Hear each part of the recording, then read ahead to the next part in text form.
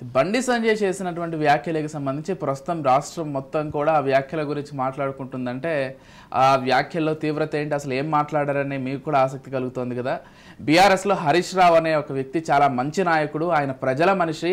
ఆయన బీజేపీలోకి వస్తే ఆయన ఖచ్చితంగా ఆయనకి ఇవ్వాల్సినటువంటి ప్రాధాన్యత ఉంటుంది, ఆయన రాజకీయ భవిష్యత్తు కూడా బాగుంటుంది.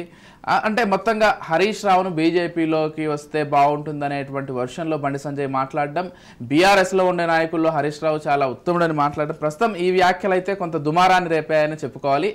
బీఆర్ఎస్లో అయితే మరింత కలకలాన్ని రేపాయి. ఇప్పటికే బీఆర్ఎస్ నుంచి అనేక మంది నాయకులు వీడిపోతున్నటువంటి సందర్భాన్ని గమనిస్తున్నాం. అటువంటిది హరీష్ రావుకి సంబంధించి బండి సంజయ్ మాట్లాడినటువంటి మాటలు అయితే మరింత చర్చనీయాంశంగా మారాయి. వేణు గారు, ఏంటండి బండి సంజయ్ చేసినటువంటి వ్యాఖ్యలకు సంబంధించి మీ అభిప్రాయం ఏంటి, అసలు ఎలా చూస్తారు?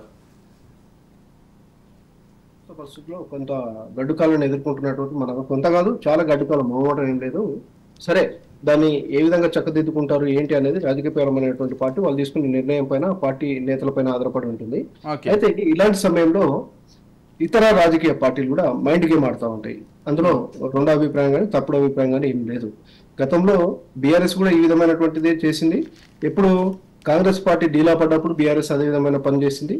బండి సంజయ్ని బీజేపీ రాష్ట్ర అధ్యక్షుడిగా తొలగించినప్పుడు కూడా బీజేపీ పని అయిపోయిందని చెప్పి మిగతా వాళ్ళంతా బీఆర్ఎస్ వైపు రావాలని వాళ్ళు అదే మైండ్ గేమ్ ఆడతారు. ఇప్పుడు ఉన్నటువంటి పరిస్థితుల్లో బండి సంజయ్ గారు చేసినటువంటి వ్యాఖ్యలు ఏవైతే ఉన్నాయో ఖచ్చితంగా హరీష్ గారిని ఒక మంచి నేతగా చెప్తూ, హరీష్ గారికి మంచి రాజకీయ భవిష్యత్తు ఉందని చెప్తూ, హరీష్ రావు గారు వచ్చినా సరే పార్టీలోకి రాజీనామా చేసి రావాలి అని చెప్పి కోట్ చేసినటువంటి సందర్భం ఏదైతే ఉందో ఇది కొంత మైండ్ గేమ్ గానే కనిపిస్తా ఉంది. కానీ అలాంటి పరిస్థితి ఇప్పుడు ఉన్నటువంటి ఈ సమయంలో ఉంటుందని నేనేం అనుకోవట్లేదు. ముందు ముందు ఎలా ఉంటుంది, ఎలా మారుతుందో మనం కూడా చెప్పలేము. కాకపోతే ఇక్కడ ఉన్నటువంటిది మనం చూస్తున్నటువంటిది ఏంటంటే, కేసీఆర్ గారి కుటుంబం అంటే ఇన్క్లూడింగ్ హరీష్ రావు కాదు, హరీష్ రావు గారు వేరు అని చెప్పేటటువంటి ప్రయత్నం బండి సంజయ్ గారు, కేంద్ర మంత్రిగా ఉన్నటువంటి బండి సంజయ్ గారు, రాష్ట్రంలో బీజేపీ తరఫున ప్రధానమైనటువంటి కీలక నేతల్లో ఒకరు ఉన్నటువంటి బండి సంజయ్ గారు కొంత కీలకమైన వ్యాఖ్యలుగానే చూడాలి. అయితే ఇది రాజకీయ పరంగా పెద్ద వేరియస్ గత అనేక సందర్భాల్లో కూడా హరీష్ రావు గారు వేరే పార్టీలు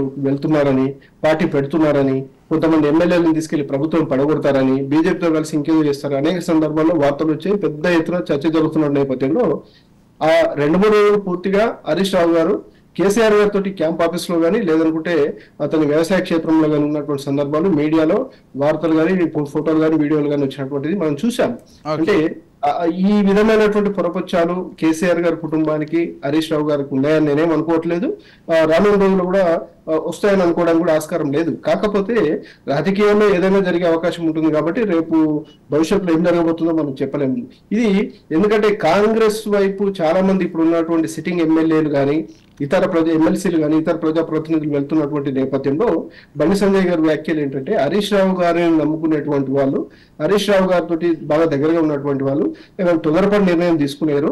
హరీష్ రావు గారు మా వైపే వస్తున్నారు కాబట్టి అంతకన్నా ముందుగానే ఆయనతో కానీ మా వైపు రండి కానీ ఇంకో వైపు వెళ్ళకండి అని చెప్పేటటువంటి ప్రయత్నాలు చేసినటువంటి వ్యాఖ్యలుగానే నేను చూస్తున్నాను.